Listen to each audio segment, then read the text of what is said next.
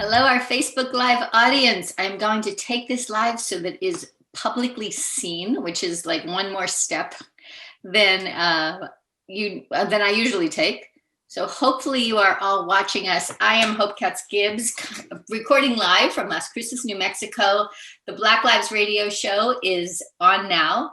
Tony Farmer is your host. He's in DC. He is a diversity and inclusion expert, a certified life coach many times over. And we are here tonight with the amazing Wanda Scott, also in DC. And I'm so excited to hear their conversation. These old friends have a lot to share, and we're excited to hear what they have to tell us. So take it away, Tony. Wanda, I'm going to try to make this interview as professional as possible. I feel like I'm talking to my sister. We have such a good time, and we connected on a mental, spiritual, personal level really quickly when we met. And I so appreciate you as a friend and as a professional and as somebody who is in my inner circle. So for those who are listening on Facebook Live, just sit back because we're going to have a lot of fun. For those over the age of 40, there used to be a show called In Living Color.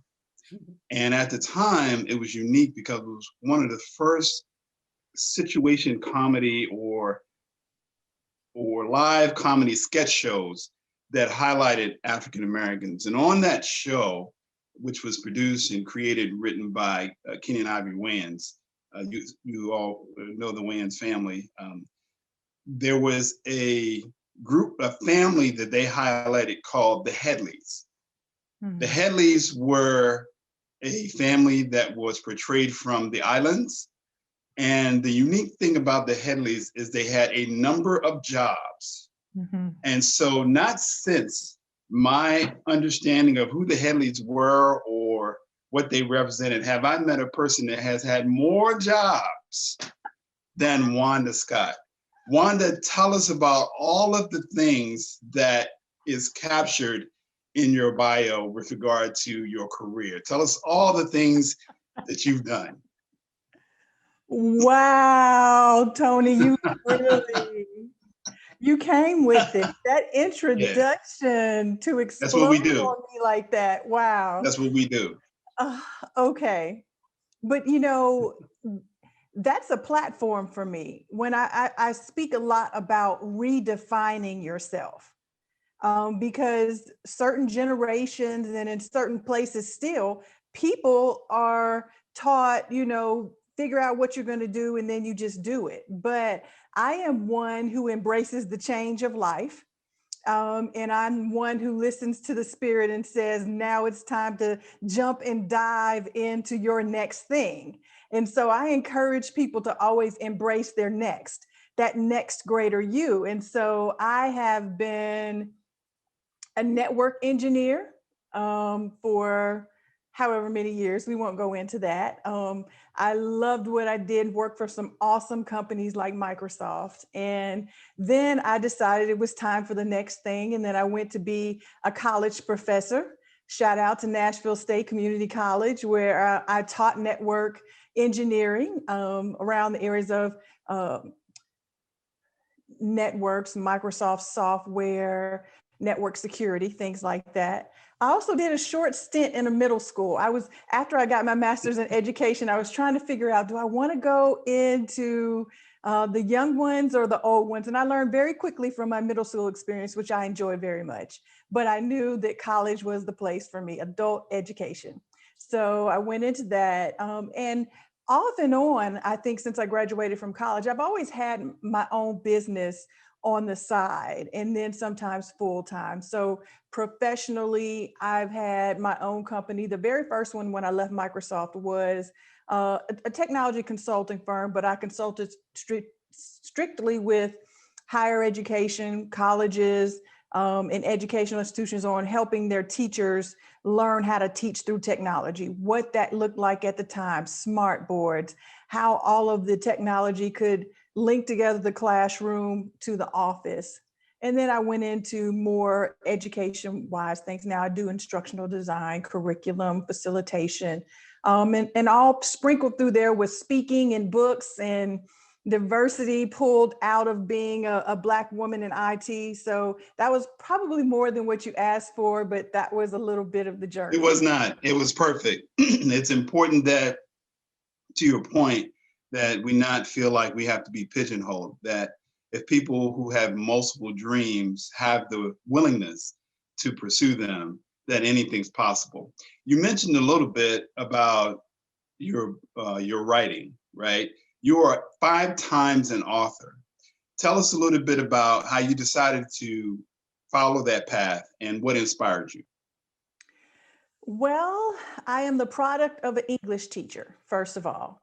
My mother, I was actually having a conversation with my brother about this the other day, and how during times like this, I find a great balance between reading and not getting caught up in TV. So I've always been a lover of words. And my mother being an English teacher, she brought us up in forensics and speaking. And so some kind of way, I've been a poet all my life. I have poems from when I was a child my mother saved. And one day she sent me these poems and she said, "Here, I'm tired of keeping all of your stuff in my house." Yes. So my very first book was a compilation of poems that I had written since I was a child. So that was my first book. And after that, they've just been by inspiration, by, I guess, thoughts on my heart that I did research into and wanted to share with other people about life, my journey, my relationship with God, the embracing those things that I had learned and that had brought value to my life. I wanted to put them in a book that could reach people that I couldn't actually talk to myself. So that's kind of been my passion around writing. So I'm going to throw something on the table that you probably forgot that I knew about you, but I also think it's important in terms of how we see ourselves, right? Particularly our young Black women. And I really want to emphasize on this particular show how diversification in our views, in our backgrounds, in our education really enhances some of the things that we want to offer our society and our community. One of the little known facts about Wanda Scott that I kept as a nugget is that you were once an athlete. Oh yeah, uh-huh. Yes. So tell us about how that experience helps you today. Wow. Okay. So it has been pivotal for me.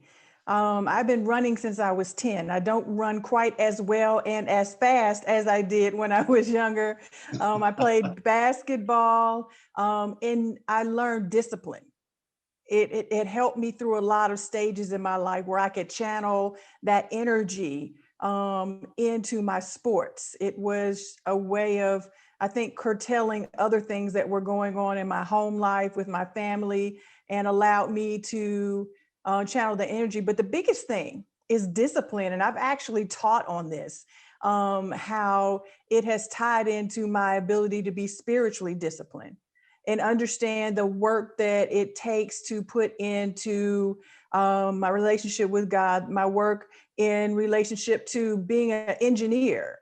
That's a very challenging field to stay on top of things, that you set your mind on that training, whatever that is, and you continue it until you get to that winning stage, whatever that looks like. So sports has been a great value to my life. And I was actually, when I was at the middle school, I was a track coach and an assistant basketball coach. So I tried to kind of give that back and still have a piece of that love. But the biggest thing, discipline for me. Two more jobs that I can add to your resume.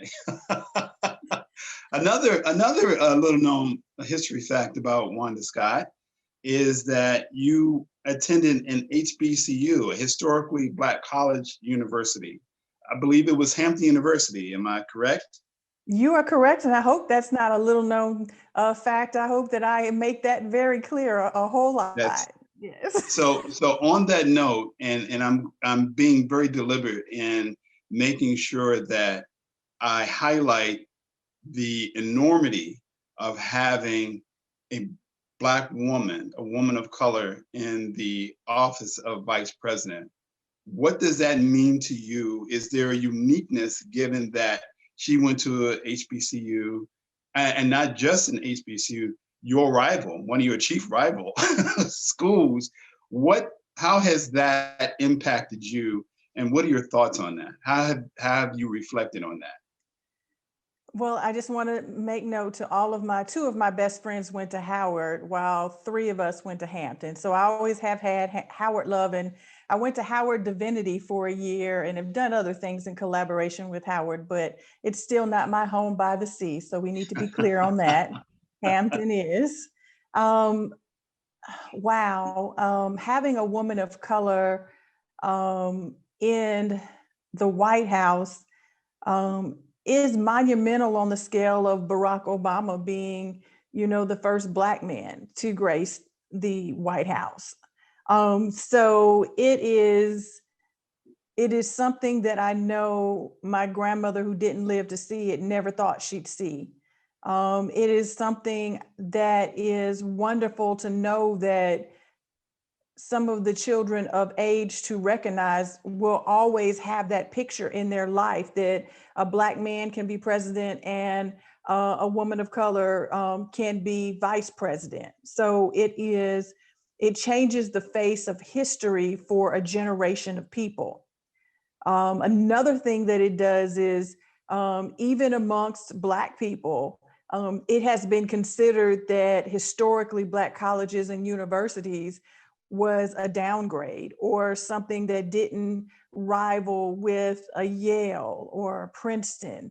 And so there has been this shade that has been thrown. It's okay. That's all right. On historically Black colleges. And just like any other institution, some of them have had their monetary issues. They've had, some struggles, but that's been to a plethora of reasons. But some great minds have come through, have chosen to go to, not because of a last resort, not because they couldn't get in anywhere else. Hampton actually costs just as much or more than state schools and other, not probably as much as the Ivy Leagues, but it does cost a pretty penny. And it was a choice to go there. I had a full ride to a state school, Memphis State, to Florida A&M, another school. I got accepted into Vanderbilt. So my choice was an HBCU. And I think that this gives opportunity to change the narrative around what an HBCU is, how you're educated there, and what you can do coming out of an HBCU. So there's so many different aspects that her being Black, part Black, her going to a HBCU brings to the forefront the disparity in thinking around race, ethnicity, culture, and the type of education that's required to get to these highest offices. Once upon a time, I had a mentor, a counselor in college, who said, if you spent all of your life in an MSI, minority serving institution, that was predominantly people of color, you should at least spend some time in a PWI, a predominantly white institution. And so my personal journey was started in, the University of District of Columbia. It went to the University of Maryland Global Campus. And then my master's degree was from George Mason University, which I will tell you, in all honesty, wonderful people there. I had a wonderful experience, but not a lot of people look like me in classes. What was your experience making that transition as you decided to continue your education at Johns Hopkins University? That was an interesting transition. I did not set my sights on Hopkins. A lady, a friend of mine who we were in high school together in Nashville. She went to Howard while I was at Hampton. And she Johns Hopkins used to have a program called LDP, Leadership Development Program, that targeted minorities to funnel them into their MBA program. Mhm. They don't have it anymore, but they had it at that time. And she was in one of the cohorts, and she told me about it. And I said, well, that would be, great. I'm busy. I don't have time to go to traditional grad school. I could get started. Hopkins is great. Let me try this. And so I went on this fast track graduate path for a year with the cohort at Hopkins, and that's what got me there. And so my first year experience at Hopkins was still surrounded by minorities. Okay, So gotcha. that part didn't actually give me the taste until that then I went on to get my master's of education. So I veered off of the MBA track and went to regular Johns Hopkins courses in Baltimore. So then I experienced being the only minority in the I'm very familiar with the leadership development program. One of my best friends went through that program. Here's what I would like to kind of point out and make a distinction, and maybe you can give a little bit more information being part of the program. This wasn't a handout. This wasn't, we're going to seek out people who are, underserved. This was professional people, accountants, attorneys, people that Johns Hopkins wanted to have come through their programs, not just to have minorities, but to have high-standing minorities, high-standing professionals. So that's my indication of the program. Anything you want to add to that? Thank you for bringing that out, because I didn't mean to Oh, downgrade no, it wasn't way. you. No, it wasn't you. I just, for those listeners, because when we have these shows, we want to make sure that we're educating, right? So it wasn't, some people will think, oh, well, this was another handout and this was no, you had to qualify for the program, right? And then you had to do the work, and that there was a high standard. And that, so I just wanted to make sure that this wasn't just, and in large part, this was Johns Hopkins coming to recruit people. This wasn't people trying to get in Johns Hopkins in the back door. This was Johns Hopkins recognizing some of the high-performing professionals in the African-American community and recruiting them. Is there anything that I'm missing or that you want to add to that? No, that is exactly correct. There was a strict admissions process, and not everyone was able to make it into those cohorts when they had this program. And the cohort, the curriculum was MBA curriculum, and actually was compressed. We're a lot more familiar with cohorts in these days than that when we were starting back then. It was a fresh concept, not new, fresh. And so it was targeted at working professionals who would have been accepted in the Hopkins anyway, but might not have chosen it. And so, yes, it was a rigorous program, and I'm grateful to have been very successful. I came out of Hopkins with a 4.0. I have to brag about that, a 4.0 while working full time. Yes, sir. Yeah, don't even get me started. I was part of the Honor Society and the Honors Fraternity when I graduated. Anyway, enough about that. It's not about me. So, but the reason why that's important is because it's important to note that there are people who are dedicated to meeting a standard, right? And ensuring that we represent our community well. And so that's the only reason why that's important. It's not about, being boastful or bragging. It's about, hey, people who work hard get opportunities that people who don't work hard may not get anyway. So let's talk about your heart. Let's talk about WE Consulting. Oh, yes. This is this iteration of business ownership is a new labor of love for me. When I left Nashville last time and came back to the DC area, I was looking to figure out how to birth my business here. My business in Nashville was different because it spun off of people knowing me as a college professor.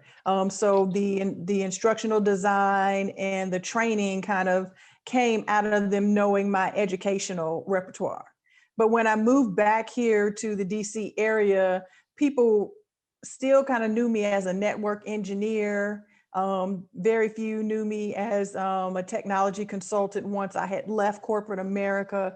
So it was kind of breaking new ground and trying to figure out where my passions aligned now with where I wanted to go, because I think we all reach an age where we don't want to work hard outside of what we love, what we're passionate about. And so for me, the birthing of WE LLC Consulting Solutions here in the DMV was more about, okay, Lord, what am I passionate about? How do I want to build where I can add the most value, be the most productive, pull in the diverse experiences that I've had into a space and a place where there's a need, I can add value, and that I'm passionate about. So it's been an interesting journey. I think I've been put on the path of some wonderful people like you that have allowed me to realize and add upon my history with diversity coming out of the tech industry and those experiences, and pulling in my training and facilitation skills into different areas and avenues, and adding on to my love of the written word and the English and the crafting and designing of curriculum through instructional design. And then adding a slash of tech with that through my e-learning abilities, and just being able to pour into the consultants who work with my business and kind of give them the experience to kind of pull from my mind what's been happening. So I'm looking forward to the expansion and growth. You are probably the only person I know that pulls together so many different aspects of the professional world, you know, those things that are uniquely spiritual, particularly in African-American community, this love to learn and to teach, this love of technology. But most important, I think the most endearing thing about you, Wanda, is that you are a person that I've always known to put their money where their mouth is, right? Or better stated, if there is something to be said about something going on in society, you've never been afraid to speak your mind. So I want to step back and really give you a platform on some of the things that happened in 2020 and how you reacted to them.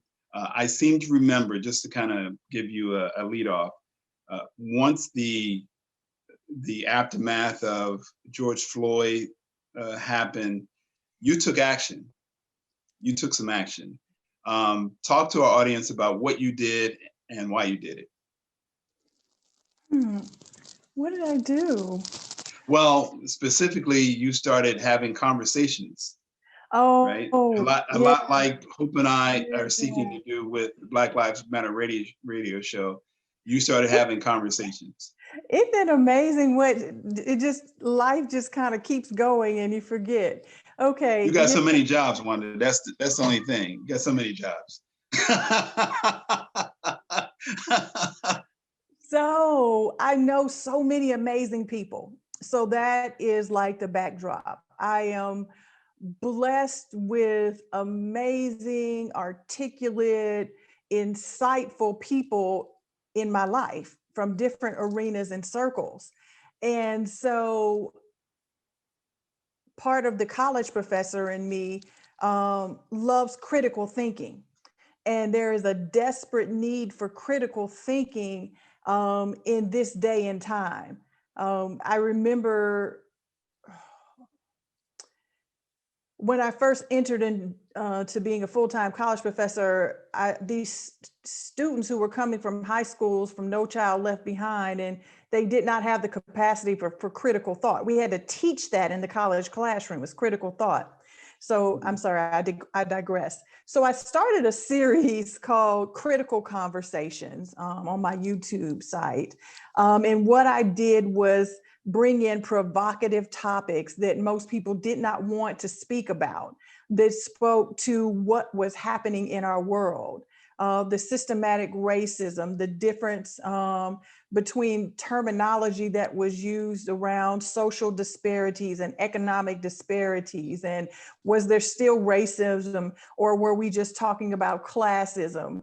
How are we looking at this impact on how we live and look at society? So I was able to bring in a couple of panels of people who were experts in this field and facilitate a very real conversation. There was no talking points. I didn't tell them what to say. They had authentic conversation around their experiences. I had judges, lawyers. I had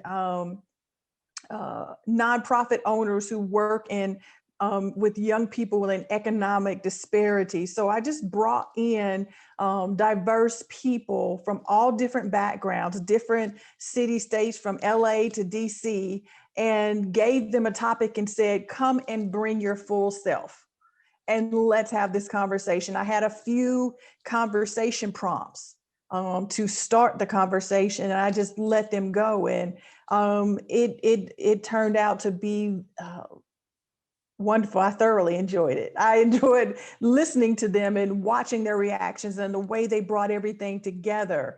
I do still plan to do a couple of more panels, but now I've moved on to a different series around critical conversation, exploring the educational impact of COVID.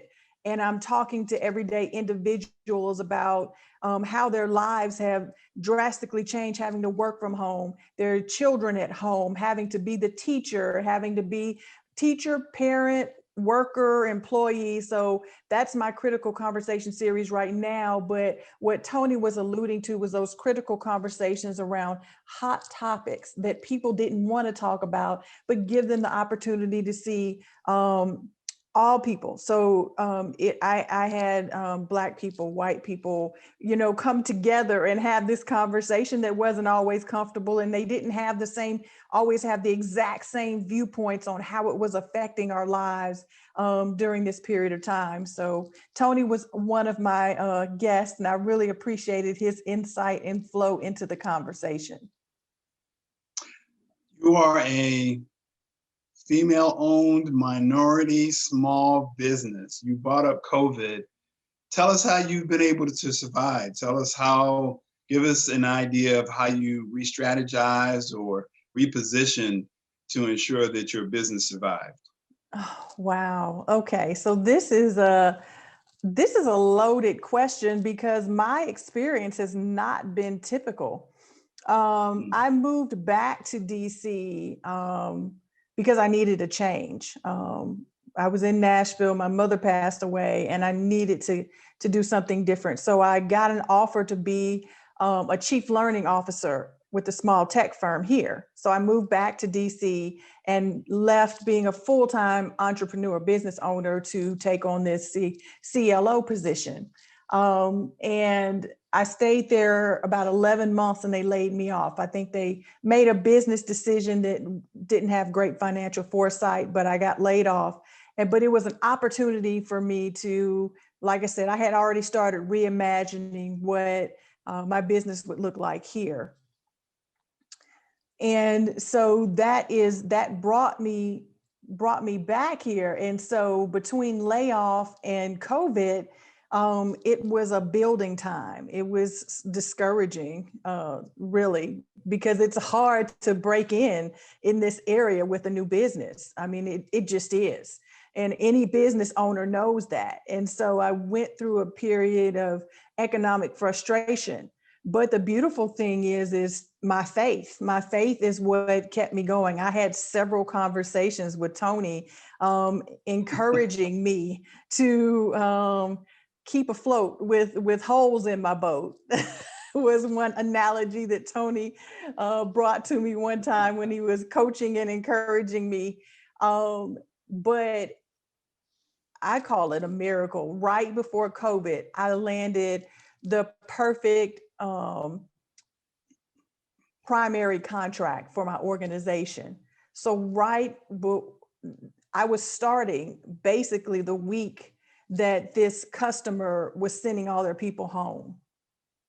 And I was, my job was, my contract position was working from home anyway, but there were some things that needed to happen. And so what happened for me in COVID is I had one of the best years that I've ever had in business. And I give all glory to God for that positioning me with that major client and then several other small clients. I was actually able to thrive spiritually because of God, but practically because of the type of business that I work in. Practically, the type of consulting work that I did was not dependent on being in anybody's company. And second of all, my technical background, I was already very familiar with creating and teaching online courses from college. And I had brought that into the corporate world through virtual training. So I was able to help other companies who were strictly in-person training transition into the virtual training world. And so I was already prepared in COVID to do the work from home. And so I am thankful. I'm very prayerful for those who did not have the same story that I had. But it was actually kind of the flip for me. I had an amazing year during COVID, and it's continuing to grow. And so that's my story. If you had an opportunity to write a letter or a poem or just an inspirational message to a young woman of color who is looking at her future through COVID lens, maybe this is a middle school student, maybe this is a high school student, maybe this is a college freshman or sophomore who's really trying to survive in this COVID existence. Given your experiences, what advice, what counsel, what coaching would you give a young lady looking at all of the things that she'll need to build a foundation for her future? Well, I have to throw a plug in if you want some advice from my experience. My last book was called Resilience: Finding Your Power Within, which focused on some notes from the field, best practices for surviving in a homogeneous industry like technology. So go ahead and check out my book, Resilience: Finding Your Power Within. It's a great industry book. We don't do shameless plugs, we just plug. Yeah, just We're not shameless, we just plug. I mean, it was a fit though. It was a fit for what you're saying, but I am a firm believer that we are all uniquely born with a proclivity for certain skills, abilities, talents, and gifts. My advice is to find out what it is that you are naturally inclined to do. What are you good at? Even if it sounds strange, even if you don't think it fits during this season, this is a season and a time where things that don't quite fit will actually fit. So never stop believing in what you have a talent, a gift, a skill to do, even if someone says you're not going to make money that way. Find a way to make some money because you need to, but don't give up on what it is that you know that you do well. Keep working at it.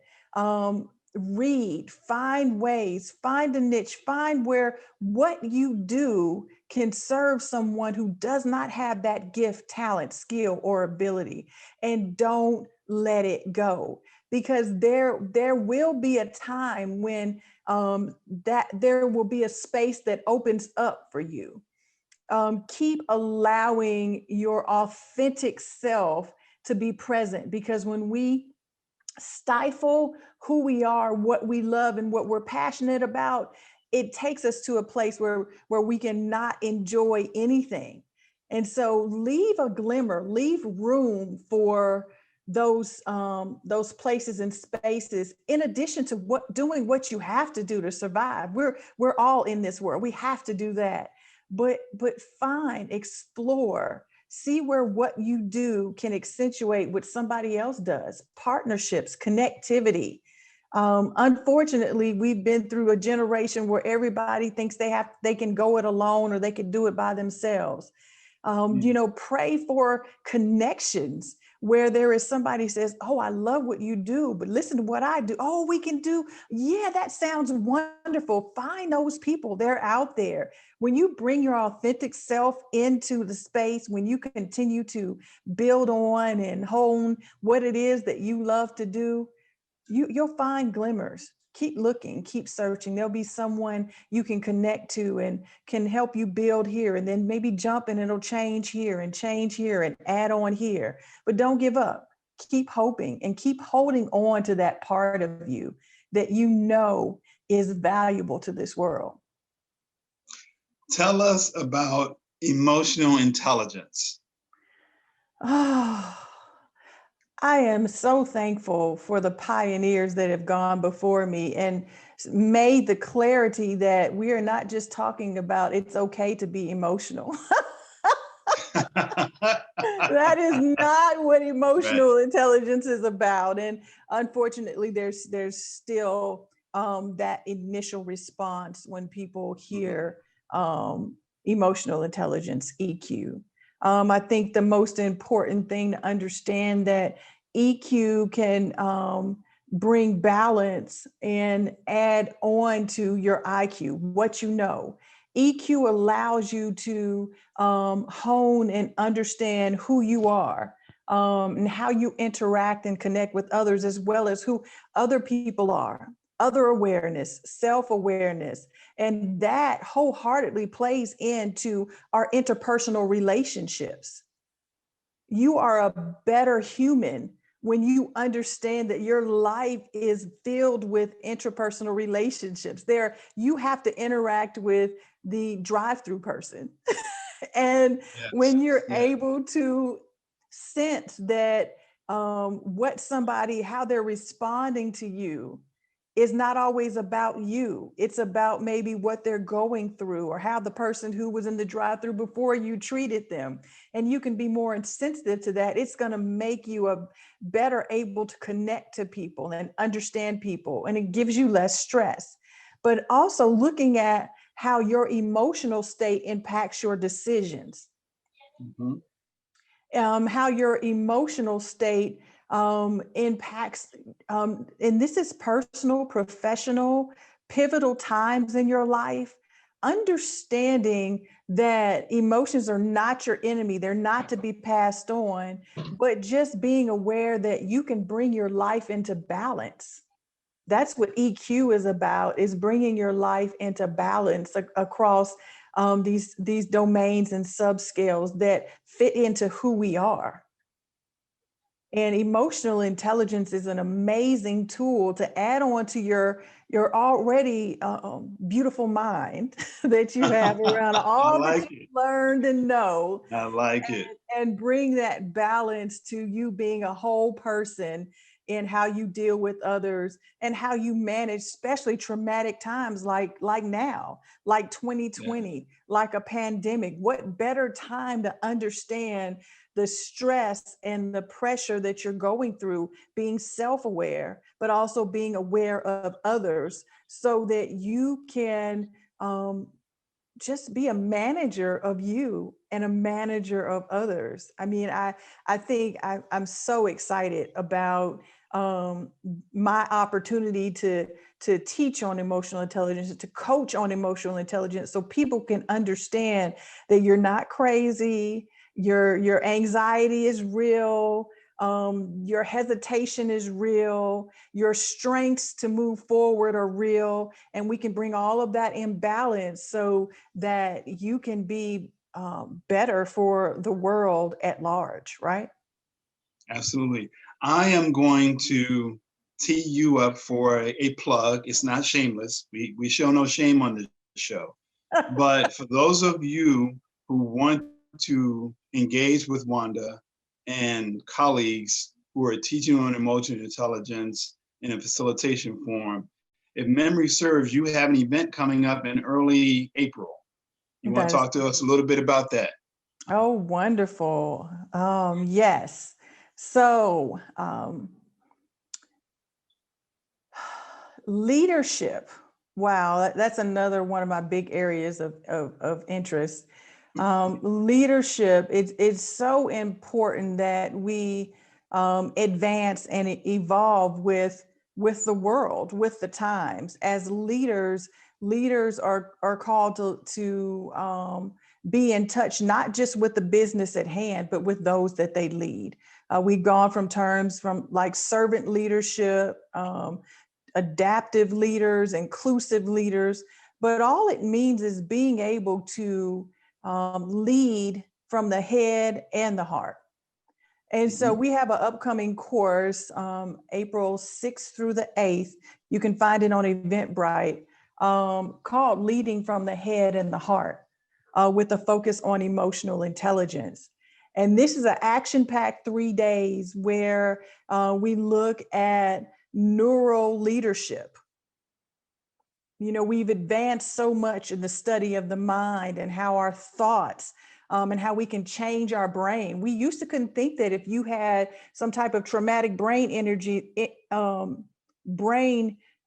accident that you couldn't rebuild parts of your brain, but we've learned so much in neuroscience. So it brings in neural leadership, it brings in emotional intelligence, and it brings in bias. And so we look at these three things, which is a powerful combination that allows leaders to hone into learning new skills around being a neural leader. Okay, understanding how the mind works, understanding how those you lead, how they think through things, activating thinking. How can you inspire the people below you to think, not tell them what to do, not tell them what they're doing wrong, but invite them to think, actively think through situations. It kind of ties in with leadership and coaching your employees, that embracing emotional intelligence and bringing in the major issue of bias. I mean, we all have biases. We have to quit running from that and understand how that impacts our leadership. It impacts our relationships and how to manage that in a very practical way. And of course, with any course, with my colleagues, partnering with Veritas and Tony, it's a shameless plug, but he is one of the co-facilitators and co-creators of the course.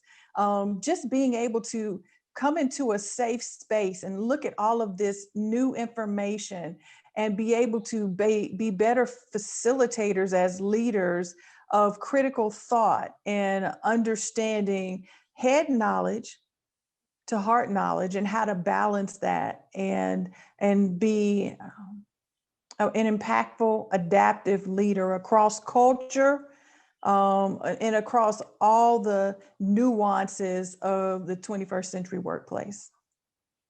So Wanda, you being our last guest of 2021 January, thank you so much for the time. We have a tradition, and most of our listeners who have been following us on our podcast since we started, or since we just kind of went live Facebook, I think a couple of guests ago, they all know what I'm about to say, right?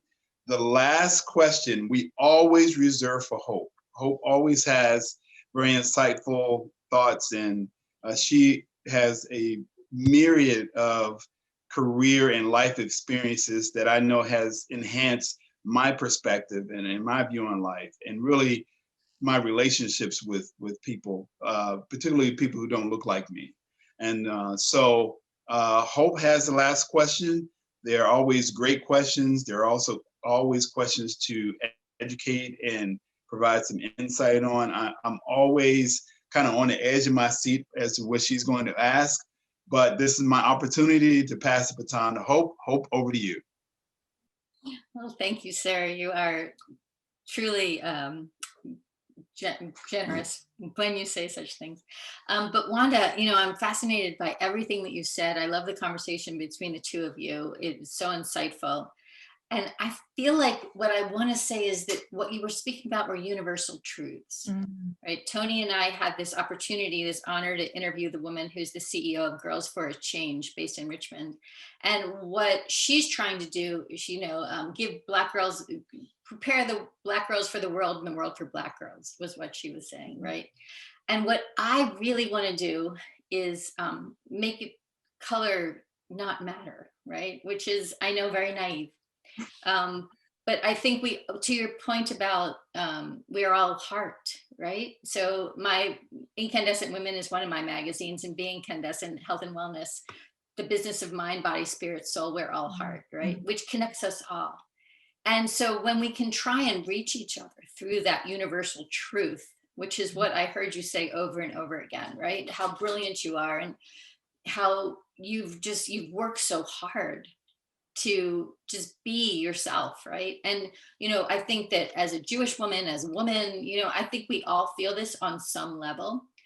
The reason that I love doing this show with Tony is that it brings it to a different level, right? His experience, his perspective is such an honor to bring into the Incandescent family. It evolves it to this new level. So my question for you is, what would you like to see the world look like if that was true? Wow.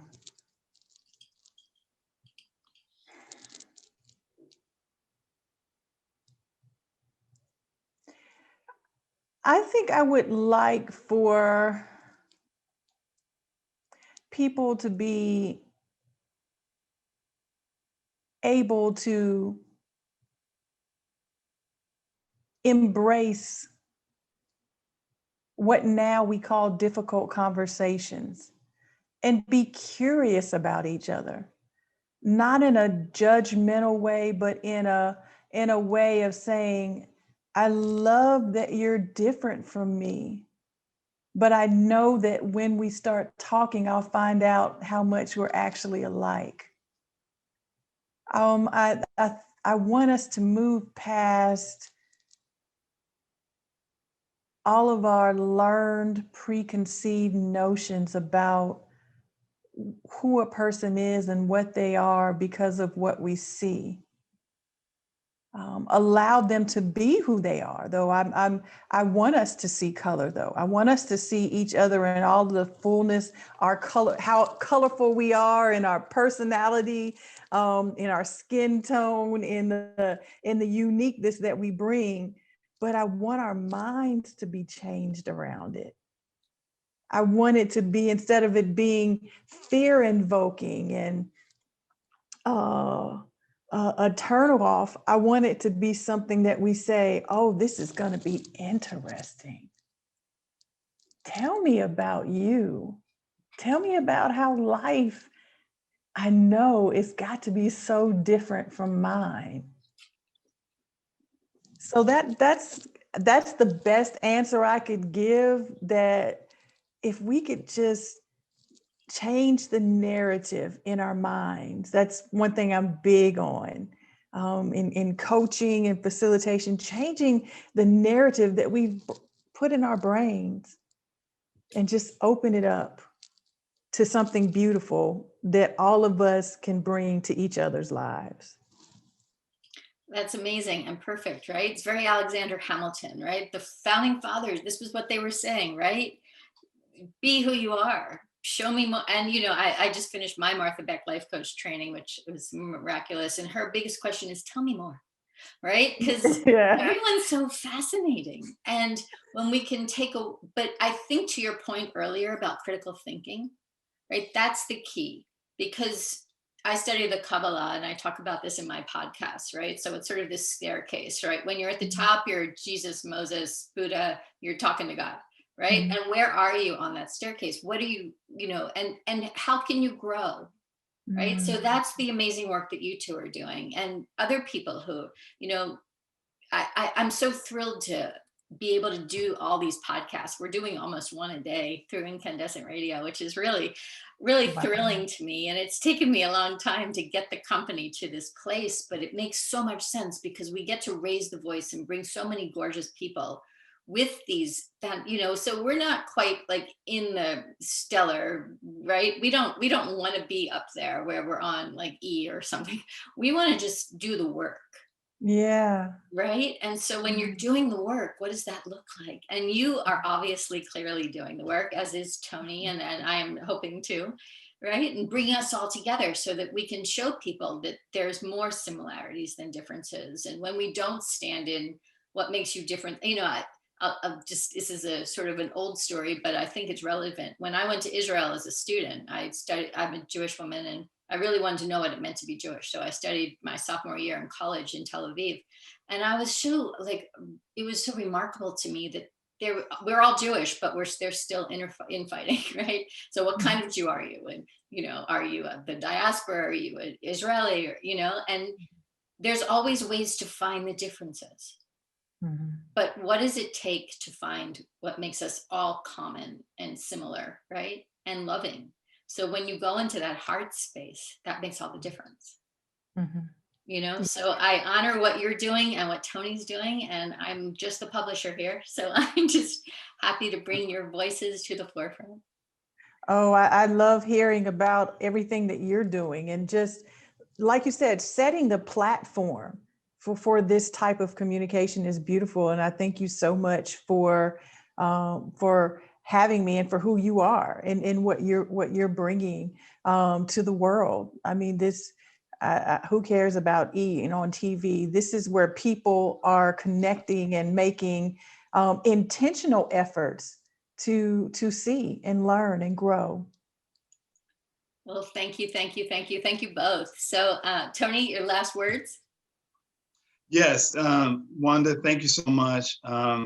It's funny, it almost sounds strange to say, oh, thank you so much, and we hope to have you back, when I know I'll talk to you like later on this week. but I would say that as much as I've encouraged you, you've encouraged me. As much as I've coached you, you've coached me.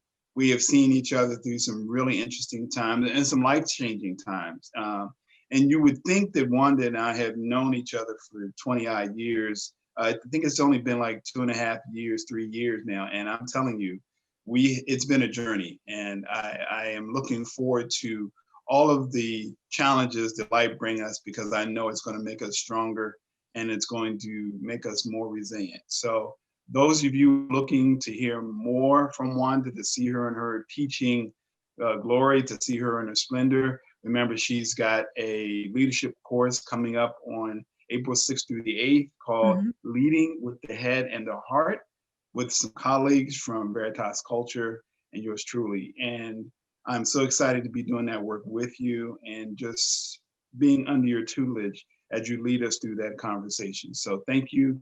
The words thank you don't quite capture my appreciation, my gratitude for you being here, but thank you. And we'll have you back again soon. I hope so. Hope. Thank you, Tony. Thank you, Hope. Yeah, absolutely. And one quick shout out, Tony's backdrop has changed because he is spending the weekend with his mom, who just got out of the hospital. So we're just going to give a little nod to what a good son you are. And crazy time. I'm okay. Yeah. My mother used to say, you would do it in a hurry, but I ain't in no rush. It's all good, right? But it's that heart. So we're going to promote what Wanda's doing, and we're so thrilled to be part of your network. And Tony and I just want to wish all of we're live on Facebook. Hopefully you're watching us here. If not, you're going to watch it in the future on YouTube, blacklivesmattertv.us and blacklivesmatterradioshow.com. And we will bring more episodes to you next Sunday at 6 p.m. Eastern. So I am honored to have you both with me tonight. Thank you very much. And we look forward to talking to all of our viewers again very soon.